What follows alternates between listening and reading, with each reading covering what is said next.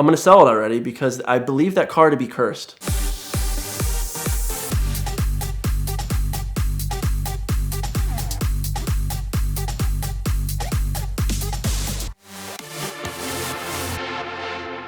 All right, so this last Q4, when it was getting colder, I was like, you know what? Let me get an SUV.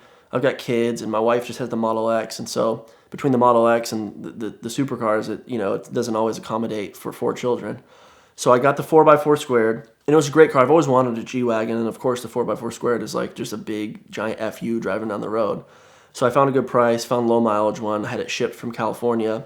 Well, 6 weeks into that car, it was a lot of fun, but I just got really bored with it, to be frank. It just, as cool as it was, it also just wasn't what I was used to, which was a 3RS or the Vantage.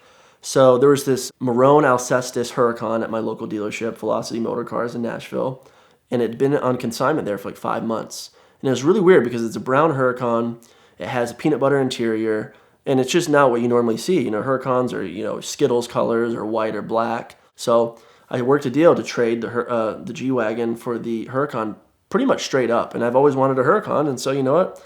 Let's do it. Why not? So December 17th of 2020, I took ownership of the Huracan, and I'm going to sell it already because I believe that car to be cursed. I had my RS prior to that for 5 months and 15,000 miles, and had never gotten a ticket. I actually got one speeding ticket that was just like a normal speeding ticket, and I say normal, it wasn't arrest or high rate of speed. And I had this Huracan for almost 3 months, and I have 3 misdemeanors in it. They're kind of funny, so I'll go through the first one.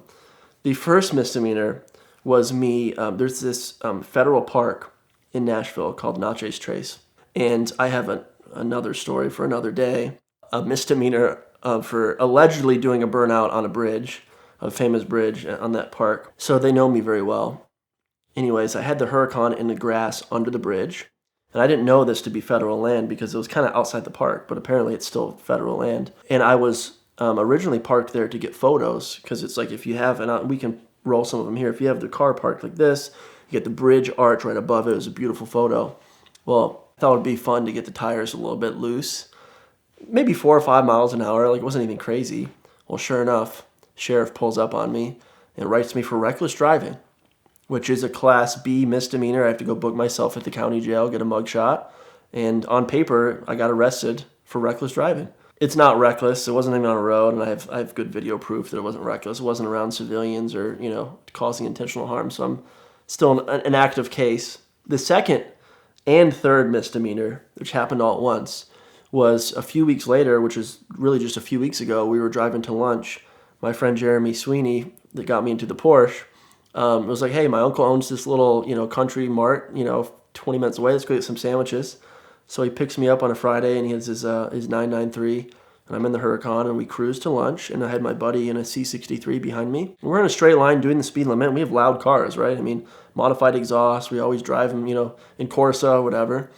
And we're cruising down this back road, and a unmarked sheriff sees us go by and pulls out behind the white 63.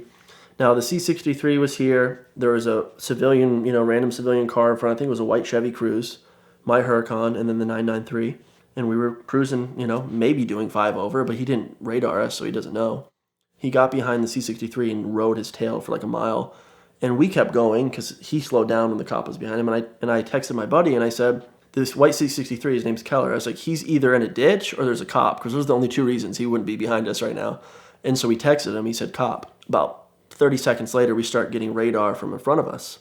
And so I'm like, you know what? There's a cop coming. So we're doing the speed limit. Cop turns behind us on a really small back road, somehow just does a 3-point turn and gets behind us. Sure enough, there's 2 unmarks behind us. And as we get to this intersection where there's room for them to pull us over, they light us up. One of the unmarks, and they passed the C63, and he just is off on his own, and he's free. One of the cops passes me and pulls over the 993, and the other cop pulls behind me. Sure enough, 5 minutes later, there's about 5 or 6 officers behind me. I would say 9 officers total. There was like 5 or 6 cars. And the buddy in front of me in the 993 gets off with a verbal warning for drag racing.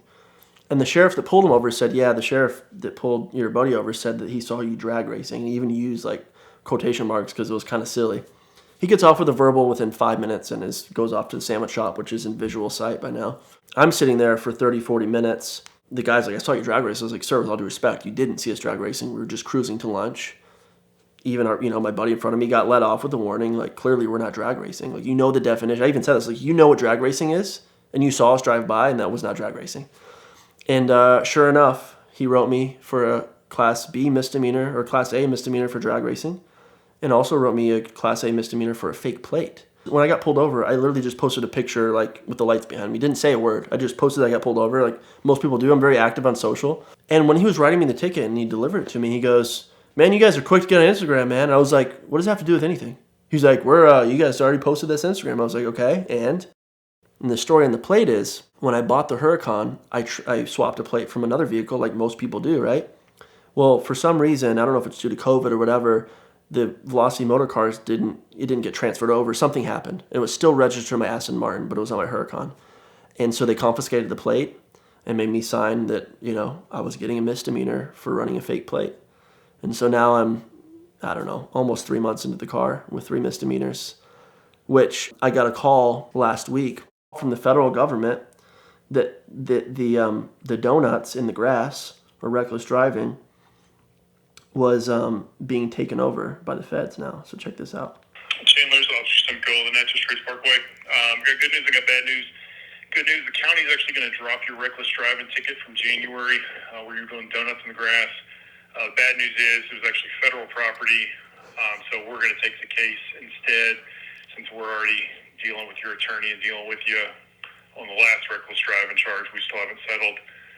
We're just going to lump it all into one hearing in front of federal magistrate friendly. So I got that voicemail, and then I have Jake check the mailbox for. He said that they left me some documentation in my mailbox because they know where my work is. Like, they just know me very well, and I need to show you guys what they left because it's quite comedic. That federal officer of the state park literally left me a handwritten note telling me that the county dropped my charge and they picked it up. So this is my official federal documentation.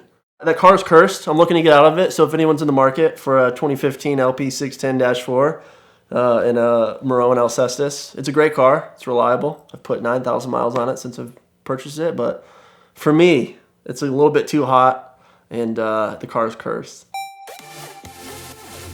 Premier Financial Services has been a sponsor of VINwiki for the last 4 years, and we can't thank them enough for their support, and we love them for that, but also because their simple lease truly is a tremendous product in the world of exotic car financing. They allow you to minimize your payment, minimize your down payment, take all the tax advantages that are available for a lease, while still giving you the ability to move in and out of cars and accumulate equity.